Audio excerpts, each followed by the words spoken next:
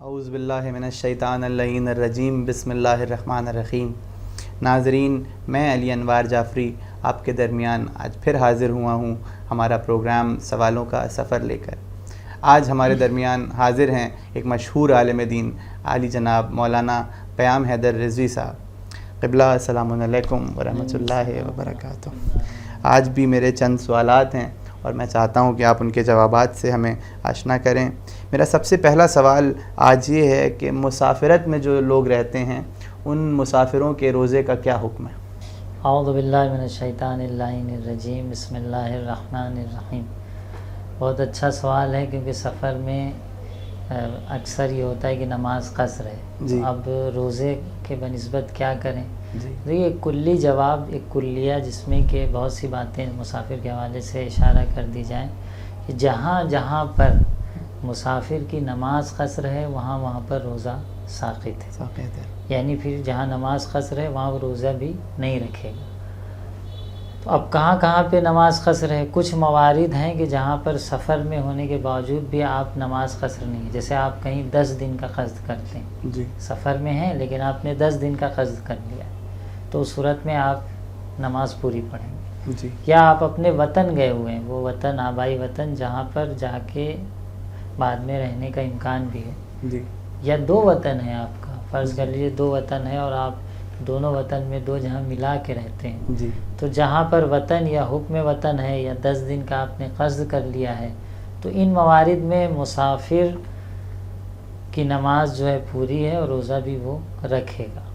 لیکن روزے میں ایک صورت یہ بھی ہے کہ اگر روزے میں آپ ظہر کے بعد سفر کرتے ہیں، جی کیونکہ یہ بھی تفصیل جاننا ضروری ہے، اگر ہم روزے میں ظہر کے بعد سفر کرتے ہیں تو اس دن کا ہمارا روزہ صحیح ہے، اور ہمارے معاشرے میں یہ پایا جاتا ہے کہ بھئی ہمیں تو کل سفر کرنا ہے، جی اب جب سفر کرنا ہے تو ناظرین کھاتے پیتے ہیں، گھر ہی سے کھانا شروع کر دیتے ہیں، جبکہ یہ صحیح نہیں ہے، جائز نہیں ہے، کسی مرجع و مجتہد نے یہ فتویٰ نہیں دیا۔ سب یہ کہتے ہیں کہ جب آپ سفر پہ نکلیں اور حد ترخص سے گزر جائیں اس کے بعد کھا پی سکتے ہیں۔ جی تو اگر ہم مسافر ہیں اور ظہر سے پہلے سفر کرنا چاہتے ہیں تو یقیناً اس دن کا روزہ ہمارا قصر ہوگا، لیکن ہمیں چاہیے کہ جب ہم حد ترخص سے باہر ہو جائیں، یعنی شہر یا اپنے وطن سے اتنی دور ہو جائیں کہ اہل شہر دکھائی نہ دیں، اہل شہر دکھائی نہ دیں، یعنی اہل شہر ہمیں دیکھ نہ سکیں، ہم اہل شہر کو نہ دیکھ سکیں، جب جی اتنے فاصلے پہ چلے جائیں تب کچھ کھائیں پھر۔ جی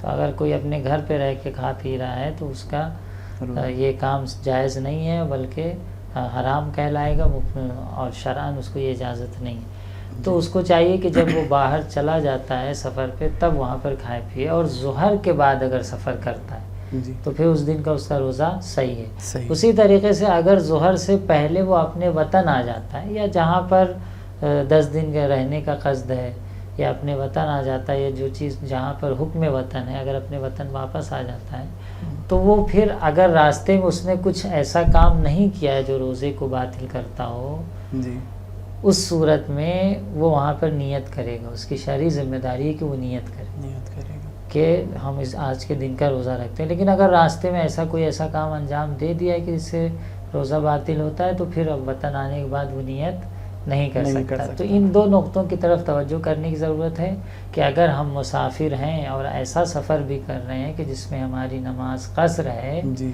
ہم پہ روزہ واجب نہیں ہے، تو اگر ہم ظہر کے بعد سفر کرتے ہیں تو اس دن کا روزہ ہمیں پورا کرنا ہے اور روزہ صحیح ہے۔ صحیح ہے۔ اسی طریقے سے اگر ہم ظہر سے پہلے اپنے وطن آ جاتے ہیں اور راستے میں کوئی ایسا کام ہم نے نہیں کیا ہے جس سے روزہ باطل ہوتا ہے، تو واجب ہے کہ ہم کیا کریں؟ روزے کی نیت کریں، یہ ہماری شرعی ذمہ داری۔ اچھا قبلہ، مختصراً میں چاہوں گا اس پہ بھی آپ روشنی ڈال دیں کہ جو افراد مسلسل سفر کرتے رہتے ہیں، زیادہ سفر کرتے ہیں، جیسے کچھ لوگ اپنے بزنس پرپز سے ان کا ڈیلی ٹریول کرنے کا الگ الگ جگہوں پہ جانے کا طریقہ رہتا ہے، تو کیا ان کے لیے بھی یہی حکم ہے جو آپ نے بیان کرا؟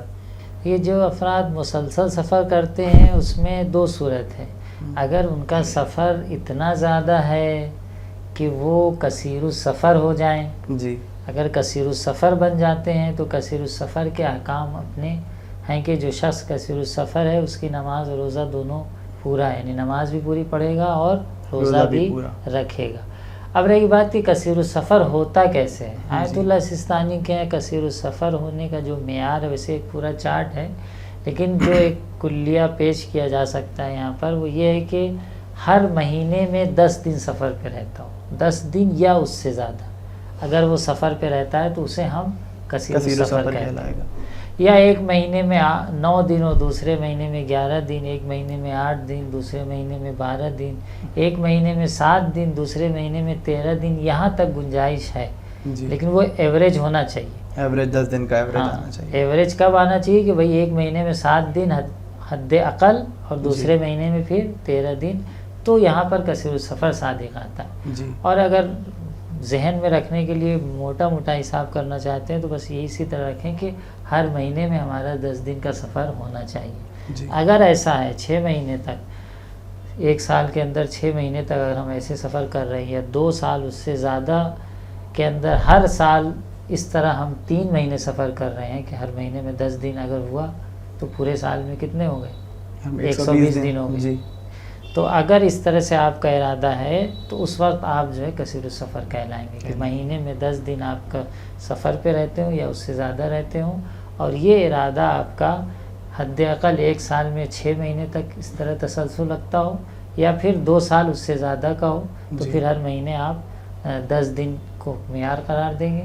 اگر 10 دن سے کم ہے، اب یہ بھی آستانی کے توجہ کی ضرورت ہے کہ اگر 8 یا 9 دن ہے تو احتیاط ہے کہ آپ احتیاط کریں، پوری نماز بھی پڑھیں، قصر بھی پڑھیں، روزہ بھی رکھیں، قضا بھی. اچھا. پوچھتے ہیں بہت سے افراد جو سفر پہ رہتے ہیں اور بزنس کرتے ہیں، بزنس پرپس سے جاتے رہتے ہیں، اگر 7 دن آپ رہتے ہیں تو اس وقت آپ کثیر السفر نہیں ہیں اور آپ مسافر شمار کیے جائیں گے. تو یہ تفصیلات ہیں جو کثیر سفر کے نسبت پائی جاتی ہیں، ان کی طرف توجہ کرنا نہایت ضروری ہے تاکہ ہمیں معلوم ہو کہ اگر ہم مسافر ہیں تو ہماری روزے کی کیا ذمہ داری اور ہم کیسے روزہ رکھیں اور کیسے نہ رکھیں. بالکل. بہت شکریہ آقا، آپ نے بہت واضح ایک روشنی اس پہ بھی ڈال دی کہ کثیر السفر دراصل کہتے کسے ہیں، اور ایک کرائیٹیریا اور ایک میزان پیش کر دیا. اچھا قبلہ، جو خواتین شادی کے بعد اپنے گھر اپنے مائکے اپنے والدین کے گھر جاتی ہیں تو ان کے روزے کے لیے کیا حکم ہے؟ جی بے شک یہ بہت ہی مبتلا بے سوال ہے اور ہمارے معاشرے میں پیش آتا رہتا ہے، کیونکہ خواتین کی بچیوں کی شادی کے بعد وہ اپنے شوہر کے گھر رہتی ہیں. جی. یا یہ مسئلہ بچیوں سے ہی محدود نہیں ہے، ہاں بعض افراد کسی گاؤں دیہات سے ہیں اور وہ لوگ وہاں سے چھوڑ کے کسی شہر میں آ کے شفٹ ہو گئے. جی.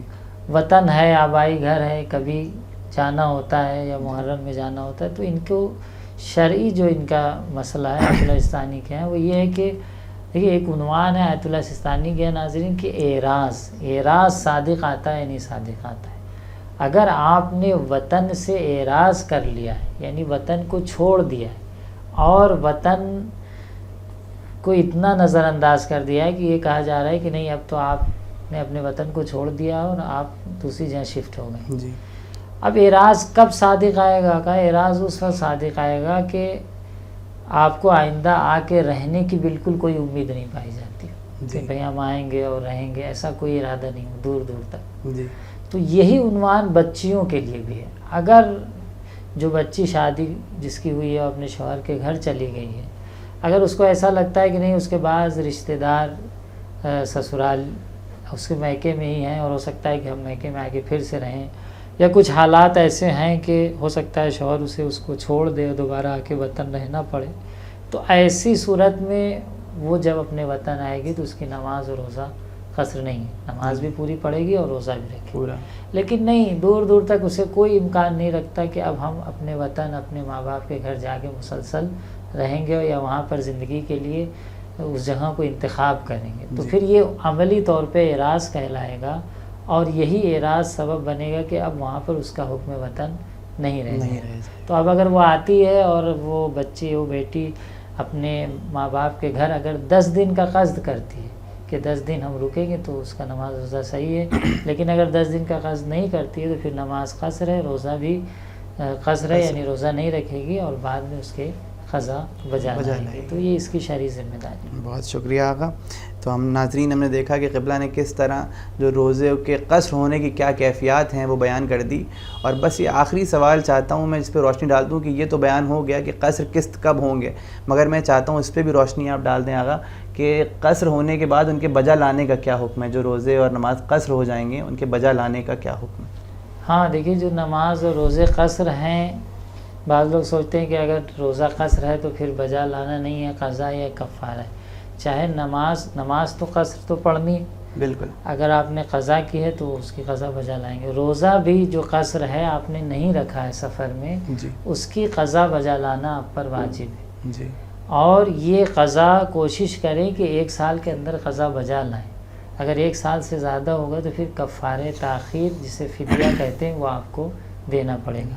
تو جو روزے ہم سے سفر میں چھوٹتے ہیں وہ سفر میں ہمیں اجازت ہے کہ کھائیں. اس کا مطلب یہ نہیں کہ ہم اس کی قضا نہ بجا لائیں. بعد میں ہماری شرعی ذمہ داری ہے کہ ہم ان روزوں کی قضا بجا لائیں. اور بلکہ اگر ایسا لگتا ہے کہ ہم قضا نہیں بجا لا سکتے تو کوشش کریں کہ ماہ رمضان میں سفر کرنے سے پرہیز کریں. جس کے لیے لگتا ہے کہ بھائی ماہ رمضان کے علاوہ تو روزہ رکھنا ہمارے لیے بہت مشکل ہے، تو پھر کوشش کریں کہ ماہ رمضان میں سفر پہ نہ جائے یا ایسے سفر پہ جائے جہاں پر 10 دن کا وہ قصد کر سکتا ہے.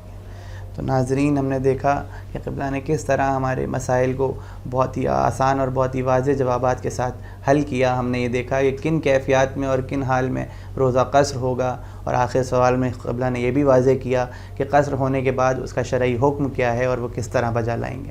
ہم اسی سوال کے ساتھ اب آپ سے وداع لیتے ہیں اور انشاءاللہ آگے سوالات اور جوابات کا سلسلہ جاری اور ساری رکھیں گے. تب تک کے لیے فی امان اللہ، خدا حافظ، والسلام علیکم ورحمۃ اللہ وبرکاتہ.